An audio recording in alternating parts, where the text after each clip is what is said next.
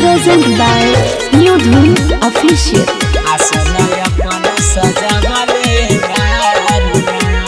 Music by Manoj Kumar.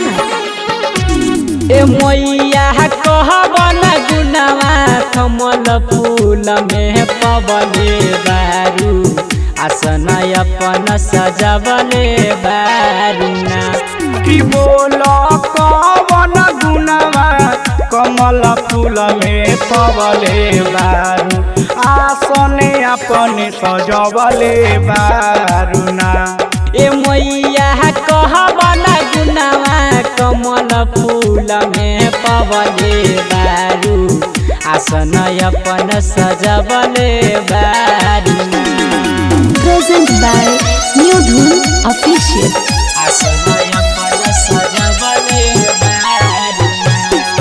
Recording by SR Studio, Ludhiana.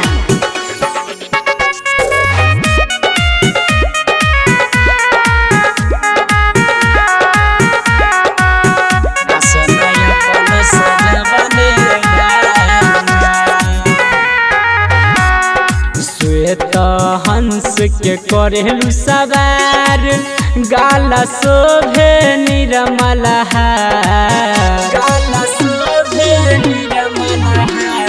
श्वेत हंस के करेलु सवार गाला शोभे निर्मल गाला शोभे निर्मल ए मैया ज्ञानी के ज्ञानी तू बहनैले बारू आसन अपन सजैले बारूना हे बिना वाली कवन गुनवा कमल फूल में पहिले बारू आसन अपन सजैले बारूना कि बोल कहबन गुनवा कमल फूल में पहिले बारू आसन अपन लगैले बारूना Present by New Dhun Official. आसन अपन सजवले बारूना आसन अपन सजवले बारूना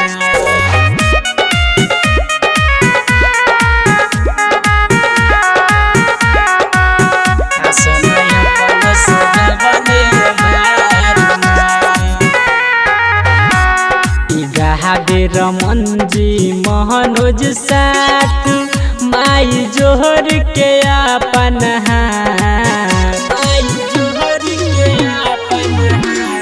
गावे रमन जी मनोज साथ माई जोरी के दूनू हाथ ए माई जोरी के दूनू हाथ शारदे दीन बजा के मन के लोभले बारू आसन अपन सजवले बारूना हे मैया कवन गुनवा कमल फूल में पवले बारू आसन अपन सजवले बारूना कि बोल कहबन गुनवा कमल फूल में पवले बारू आसन अपन सजवले बारूना।